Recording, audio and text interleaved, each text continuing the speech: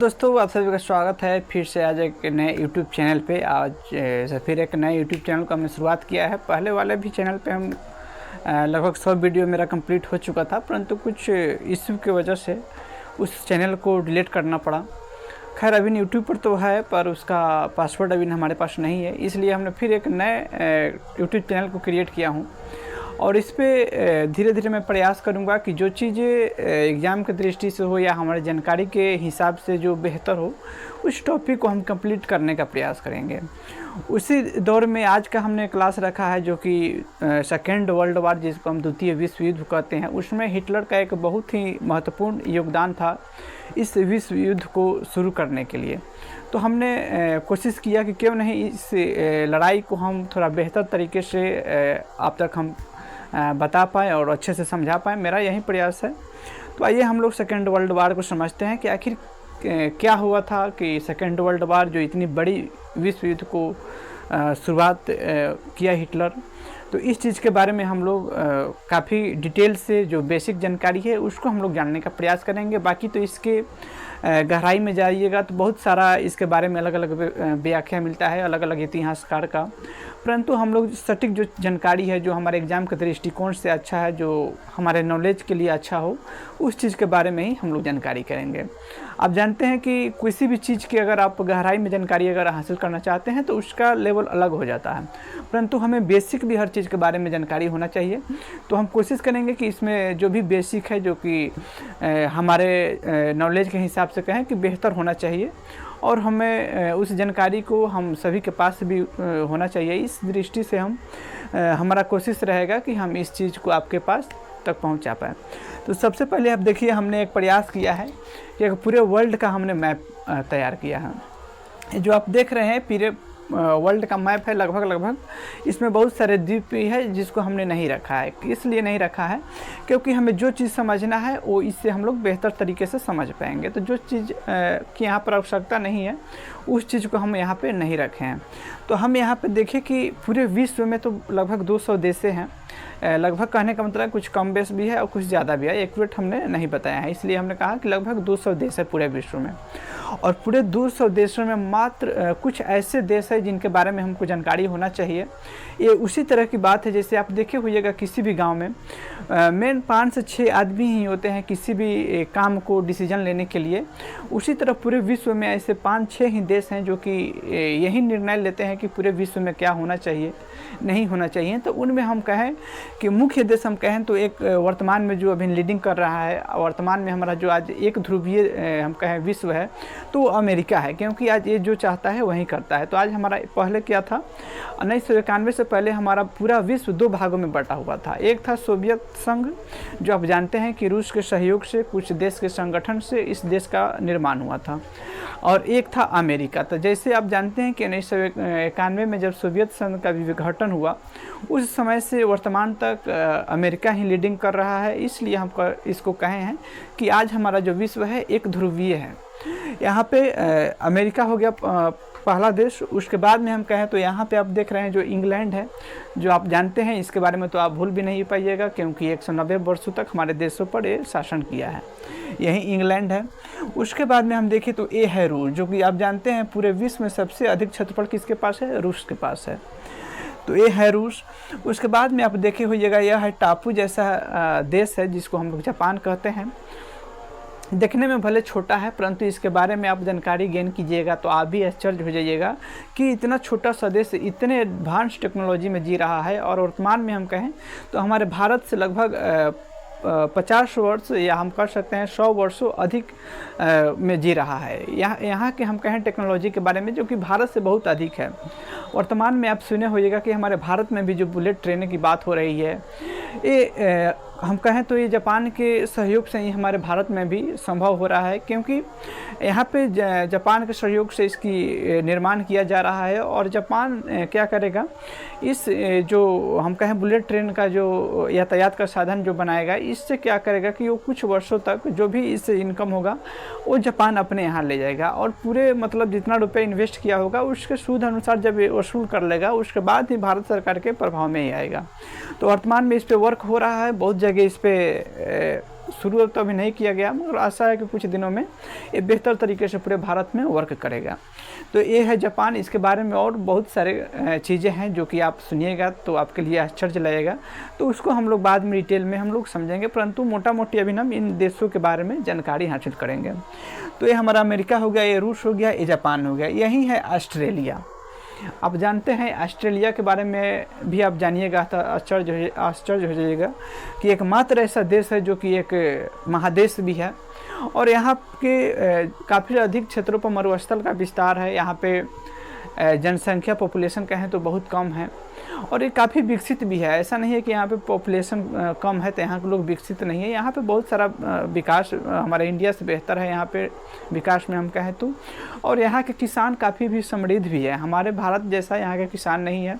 यहाँ के किसानों के पास बड़ी बड़ी खेतें होती हैं, जो कि आप जानते हैं हमारे यहाँ जो खेत का पैमाना है काफ़ी छोटे आकार में बढ़ते जा रहा है, परंतु यहाँ पे एक किसान के पास लगभग हम कहें 5-5 हज़ार 10-10 हज़ार बीघा खेत होती है। कम लगभग छोटे किसान के पास इतना अधिक भूमि होता है।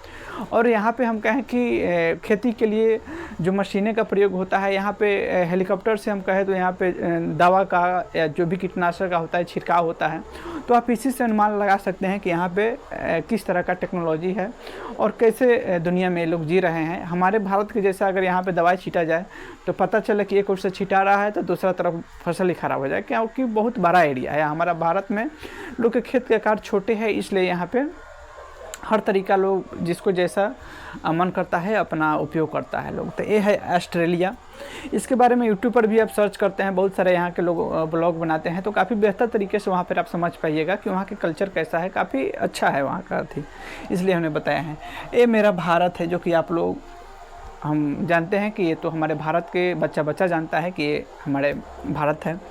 उसके बाद में यहाँ पर देखिए मेन 3 देश जो है, एक फ्रांस है, एक जर्मन है, एक इटली है। एक कौन सा महादेश में है? ये यूरोप महादेश में है, और यहीं से वर्ल्ड वार की शुरुआत होता है। और हम कहें कि जो आप देख रहे हैं ये जो यूरोप महादेश में है, ये 3 जो देश हैं जो कि फ्रांस, जर्मन, इटली, ये जो तीनों देश हैं लगभग हम कहें तो 1800 शताब्दी में सबसे शक्तिशाली देश के बारे में कहें तो उसमें फ्रांस के पास सबसे अधिक शक्तियाँ थी 1800 ईस्वी के लगभग में।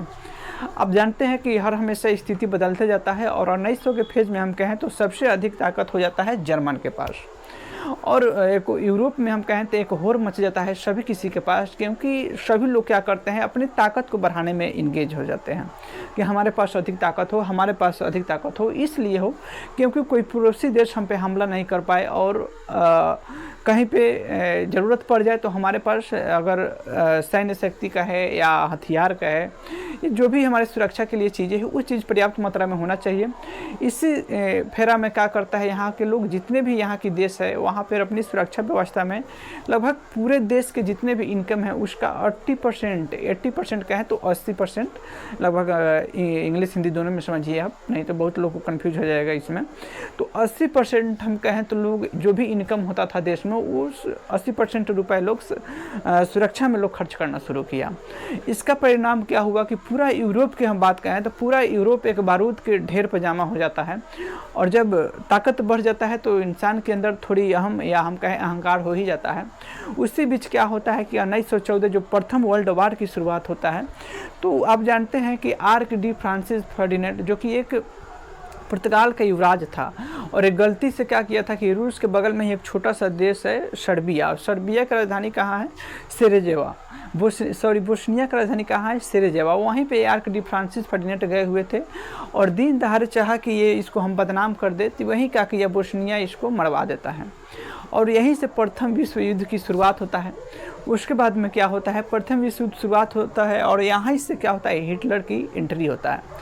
तो हिटलर का हम कहें कि हम लोग को हिटलर के बारे में ही ज़्यादा बेसिक समझना है।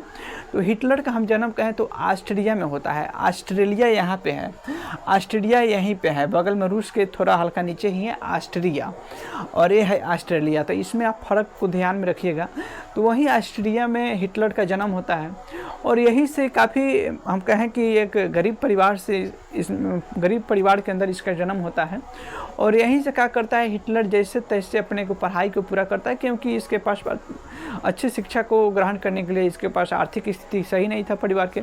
तो जैसे तैसे करके तो ये अपनी पढ़ाई को कंप्लीट कर देता है। परंतु इसी बीच क्या होता है कि यह एक आर्ट बनाना सीखता है।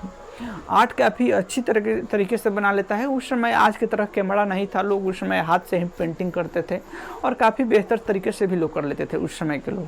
तो हिटलर भी एक आर्ट बनाना सीखा और काफ़ी बेहतर से बना लेता था चित्र जो हम आज देखे होइएगा पुराने ज़माने का किसी के पास होगा तो उसी तरह के चित्र काफ़ी बेहतर तरीके से बना लेता था और उसी को बेचकर हिटलर अपने जीवन यापन को करता था।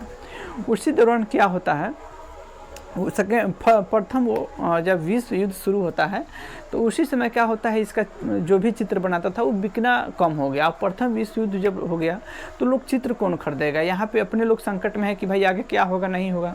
तो इसका क्या होता है, जो भी चित्र बनाता है वो बेचना बंद हो जाता है।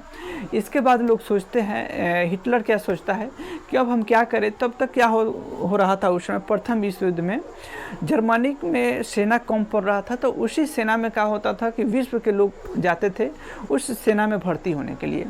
तो हिटलर भी उसी समय गया और जर्मनी की तरफ से सेना में शामिल हो जाता है।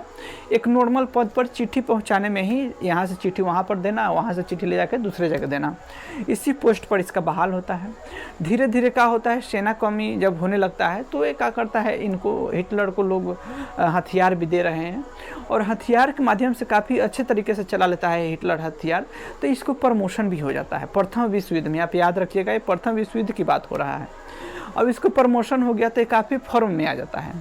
उसी फॉर्म में क्या होता है, इसको जर्मन की तरफ से एक सेना में क्या होता था, एक बहुत बड़ा अवार्ड दिया जाता था, जिस अवार्ड का हम नाम कहें तो आयरन क्रॉस अवार्ड था, जो कि जर्मन का सेना के लिए बहुत बड़ा अवार्ड था। इस अवार्ड से हिटलर को सम्मानित भी किया गया और हिटलर और ज़्यादा फॉर्म में आ जाता है। लगभग 1918 की बात है और फॉर्म में आ जाता है। तो काफ़ी बेहतर तरीके से जब फ्रांस के प्रति लड़ना शुरू किया तो इसको अचानक गोली लग जाता है हिटलर को गोली लग जाता है। उसी बीच क्या होता है कि तीनों देश मिल जाता है, अमेरिका, फ्रांस, इटली। जब तीनों देश मिल गया जर्मन के प्रति, माने जर्मन से लड़ाई हो रहा था फ्रांस के बीच, तो फ्रांस से जब ये तीनों देश मिल गया एक साथ, इंग्लैंड, अमेरिका और फ्रांस, तो जर्मन अकेला पड़ गया। और अकेला पड़ गया उसी समय हिटलर को गोली लग गया था, तो ये रेस्ट में था, हॉस्पिटलाइज में था। और क्या हुआ था कि इसके जो राष्ट्राध्यक्ष थे वही घिर गए थे। अब घिर गए, तीनों देश घेर लिया, तो क्या करे, लवे से जर्मन से निकल गए, भाग गए। और क्या हुआ, जब जर्मन हार गया तो सभी चीज़ें, जो भी खनिज था या जो भी संसाधन थे जर्मनी में, उस सभी चीज़ों के प्रति फ्रांस क्या करता है, संधि करता है। एक संधि आप पढ़े हुए वर्साय की संधि, जो कि ये इसी समय की बात है। जब जर्मन हार जाता है तो फ्रांस वर्साय की संधि इसलिए कराता है क्योंकि इसका जो युद्ध में हानि हुआ था, जो नुकसान हुआ था, वो वही वसूल करना चाहता था और वो वसूल किया। लगभग 15 वर्षों का यह संधि था और इसमें क्या था कि जो भी जर्मनी के लोहा या कोयला का खान था उस सभी पर फ्रांस का प्रत्यक्ष कब्जा हो जाता है कि 15 वर्षों तक हम अगर इससे कोई खदान से अगर हम ढोते हैं तब जाके हमारा पूरा वसूल होगा। और जर्मन की स्थिति बहुत नाजुक हो जाता है। हिटलर वहाँ पे भर्ती हो जाता है हॉस्पिटल में, बाकी यहाँ के राष्ट्राध्यक्ष ही भागे हुए हैं। और उसी समय एक संस्था भी बनता है जिसको हम लोग राष्ट्र संघ कहते हैं, जो कि 1919 ईस्वी में राष्ट्र संघ का निर्माण होता है। राष्ट्र संघ का निर्माण किस लिए होता है, तो राष्ट्र संघ का निर्माण इसलिए होता है क्योंकि जानते हैं कि जो प्रथम विश्व युद्ध जो हुआ था लगभग 5 वर्षों तक हुआ था। तो 5 वर्षों तक किसी को लड़ाई को खींचना ये काफ़ी, हम कहें कि उस समय एक नुकसान हुआ था पूरे विश्व में। काफ़ी आर्थिक संकट को भी सामना करना पड़ा था लोगों को।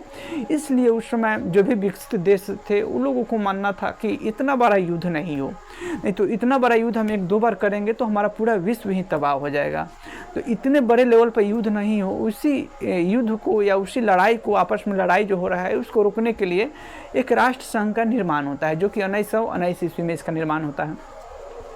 और इस राष्ट्र संघ का निर्माण इसलिए किया गया कि जो भी देश अगर बदमाशी करता है तो उसका राष्ट्र संघ का क्या काम है कि उस देश के प्रति दंड करे, जो भी देश दोषी है, और इस तरह की लड़ाई होने से रोके। इसकी स्थापना होके और इसका मुख्यालय जो हम कहें फ्रांस में ही, फ्रांस के राजधानी पेरिस में ही स्थापित किया जाता है। और इसमें कुछ सारे देश सदस्य भी बने। परंतु एक बात और भी इसमें आश्चर्य होता है कि अमेरिका ही राष्ट्र संघ को 1919 से इसमें बनवाया और अमेरिका ही इस राष्ट्र संघ का सदस्य नहीं बना था। क्यों नहीं बना था? क्योंकि आप जानते हैं कि अमेरिका जो था वो क्या किया था, एक रूल पारित किया था, विधेयक बनाया था। विधेयक क्या बनाया था कि कोई भी देश अगर चाहता है हम राष्ट्र संघ का सदस्य बने तो वह पहले अपने प्रस्ताव को अपने संसद में पेश करे, और अपने संसद से फुल बहुमत से जब पारित हो जाएगा तभी वो राष्ट्र संघ का सदस्य बनेगा। और यही बनाया था, और इसी के संसद से ये नहीं पारित नहीं हुआ, और पारित नहीं हुआ, इसके वजह से राष्ट्र संघ का सदस्य नहीं बना। और ये राष्ट्र संघ तो बन गया, अपना वर्क भी कर रहा था, फ्रांस में इसका मुख्यालय हो गया और वहीं से चल रहा था। परंतु यहाँ के बाद 1919 के बाद जर्मन की स्थिति तो काफ़ी ख़राब हो गई थी, यहाँ पे भूखमरी जैसी स्थिति हो गया था, और हिटलर भी हॉस्पिटल में था। वो भी सुना इस चीज़ घटना को कि जर्मन हमारा हार गया, यहाँ के राष्ट्राध्यक्ष भाग गए हैं। वहाँ के राष्ट्राध्यक्ष को चांसलर, जिसको हम लोग प्रधानमंत्री कहते हैं, तो वहाँ पे लोग क्या कहते हैं, उसको चांसलर कहा जाता है प्रधानमंत्री को। तो यहाँ का चांसलर भी भागा हुआ था। तो